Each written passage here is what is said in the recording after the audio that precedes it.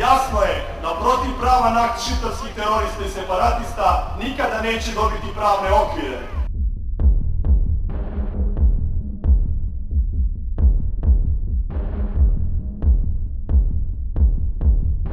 Srbija je danas podnijela rezoluciju da se na dnevni red zasjedanja Generalne skupštine Ujedinjenih nacija uvrsti inicijativa da se Međunarodni sud pravde izjasni o legalnosti nezavisnosti Kosova.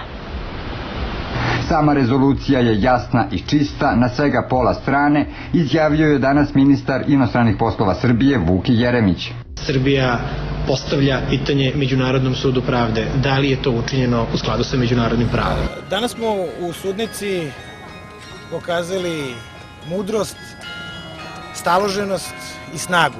Međunarodni sud pravde u Hagu stavio danas tačku na dilemu o legalnosti proglašenja nezavisnosti Kosova, zaključivši da tim činom nije prekršeno međunarodno pravo.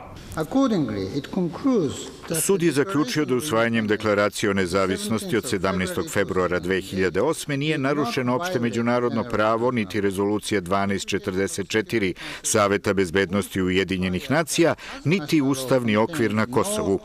Shodno tome, usvajanjem te deklaracije nije prekršeno nijedno primenjivo pravilo međunarodnog prava. Ovim rečima predsjednik suda Ovada izneo je dugo očekivano savjetodavno mišljenje Međunarodnog suda pravde, dodavši da je sud odlučio da ispuni zahtev Generalne skupštine Ujedinjenih nacija, koja je na zahtev srpske vlade zatražila mišljenje o legalnosti proglašenja nezavisnosti Kosova. Neposredno pre saopštenja savjetodavnog mišljenja Međunarodnog suda pravde, američki potpredsednik Joseph Biden pozvao je telefonom srpskog predsednika Borisa Tadića, saopšteno iz Bele kuće. Kako se navodi, Biden je potvrdio punu podršku Vašingtona demokratskom i multietničkom Kosovu. On je ujedno odao priznanje predsedniku Tadiću i srpskoj vladi. Patrijarh Irinej služio je moleban za Kosovo u hramu Svetog Save, a po njegovoj oceni srpski narod i Kosovo danas preživljavaju teži deo svoje istorije. Ali dve laži koje će on sasvim sigurno reći i koje su dosta prisutne u javnosti su pod jedan da je savjetodavno mišljenje Međunarodnog suda pravde bilo nepovoljno za Srbiju. To je neistina. Ovo je velika pobjeda za Kosovo i potvrda svega što su kosovska vlada i narod Kosova radili tokom protekle decenije. Osigurali su nezavisnost, suverenitet i teritorijalni integritet. Ovo je veoma dobra vest za Kosovo. Më e rëndësishmja, vendimi i gjykatës ndërkombëtare të drejtësisë, që duhet theksuar se është marrë me kërkesën iniciativën e shtetit serb, përkatësisht ish-ministrit e jashtëm Vuk